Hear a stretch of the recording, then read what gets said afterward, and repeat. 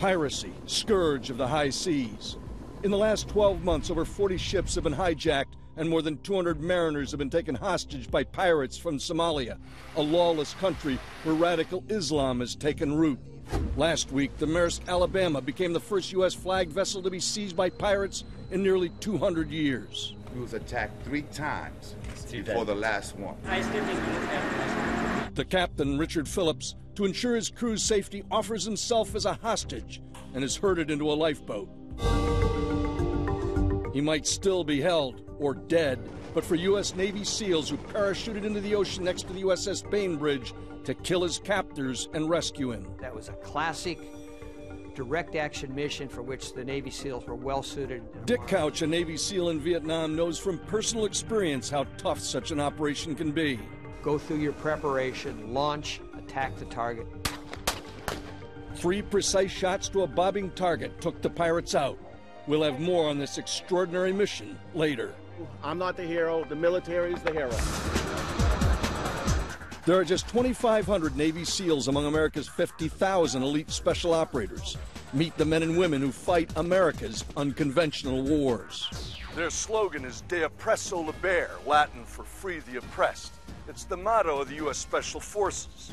I'm Oliver North, and this is War Stories, coming to you from a U.S. Special Operations base in Afghanistan. The soldiers, sailors, airmen, and Marines you'll see tonight are the tip of the spear in the war against terror. From the jungles of Southeast Asia to the deserts of Iraq to here on the slopes of the Hindu Kush, they execute daring missions and bring security to some of the most lawless parts of the planet. Join us as we accompany these elite warriors and tell the untold stories of U.S. Special Operations.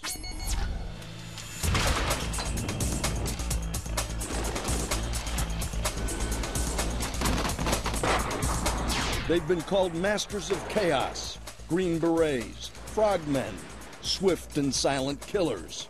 They're the elite warriors of U.S. Special Operations Command, or SOCOM. The qualities in a good special operator: you have to be physically fit. You have to be highly intelligent. At times you have to be very humble, dealing with other nationalities and other indigenous personnel. From his headquarters at Bagram Air Force Base, Colonel Sean Mulholland commands the Combined Joint Special Operations Task Force, Afghanistan. They can deal with different environments, deal with different types of people, and make the mission work for them. First activated in 1987, SOCOM now numbers more than 50,000 unconventional warfare specialists from the Army, Navy, Air Force, and Marines. They deploy around the world in some of the most dangerous and sensitive missions undertaken by our armed forces. Always been a guy that wants a challenge, and I thought this was definitely the road that I needed to go down to continue to challenge myself both physically and mentally. Captain Dave Gunther of the Army Special Forces leads a 12-man Operational Detachment Alpha, or ODA, in western Afghanistan. We had a couple other key individuals that I got paired up with, and we were able to outfit the team, and we put together the training schedule from scratch. War Stories was permitted to reveal some of the Spec Ops personnel. Others we were entrusted to keep secret. We've got a good mix of people, and nowadays you got from anywhere from a guy who's 24 years old to a guy who's 40-some years old. And they operate with a U.S. Marine Spec Ops unit in a command that's the first of its kind.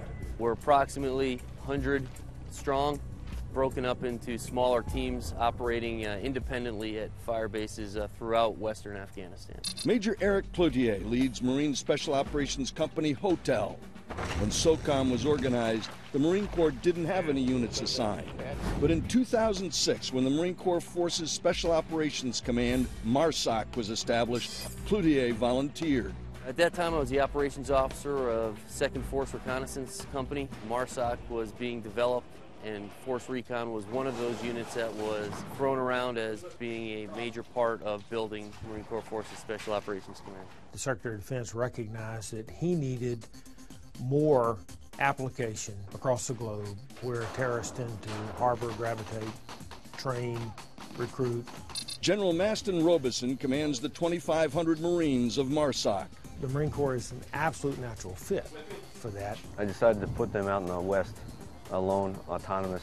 They are with One Special Forces ODA. This is the first time a Marine Special Operations team and a Detachment Alpha have been paired together in combat. There's a period of confidence building with our fellow warriors within SOCOM, as you would expect. No warrior worth his salt takes somebody on his flank, unquestioned, unseasoned, untested, and says, "I'll trust you." So we fully expect it, our mettle to be tested. I was skeptical at first, but this has by far been one of my best deployments I've been on. It was if these two teams that are out here were destined to work together, just from the personality, the different skill sets, and the same mentality that we both had about conducting business. Our primary mission is to train and advise and employ the Afghan National Army, to include a select commando unit that we are officially partnered with. Our War Stories team lived with and accompanied the Afghan Army's 207th Commando Battalion, led by Colonel Abdul Jabbar. Describe for us your relationship with the Americans who are here on this base. We are working with Special Forces and Marines, training our commandos, and everything is going very well. The Afghan Commando program right now is hands down the best program for Afghan National Security Forces.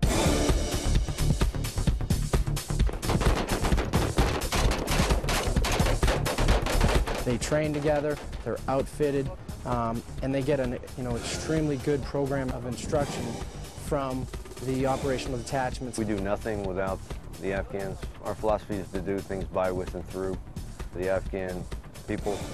New technologies have revolutionized the battlefield, but for SOCOM warriors, the human component remains front and center. They must be able to adapt to and blend into the cultures in which they live, train, and fight. Special Forces, they work best when they've gone to that tribal leader, told him what we can provide, how we can help, gaining his trust, and then and only then he will tell his men, go work with the Americans. Facial hair in those tribes and in certain parts of the world is very, very important. They don't trust people that don't have mustaches and beards, and so you're going to do that. Some specific mission sets that we perform out here require us being able to blend in a little bit more with the local population.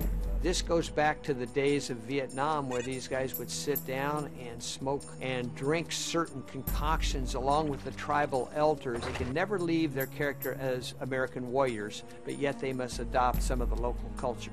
Walking that fine line is something Special Forces do well. The MARSOC team that we're with is hands down one of the best teams I've ever worked with. We're both built a little different, but we both bring different ideas, and having the two different ideas makes missions run smoothly. The Marines and soldiers work together.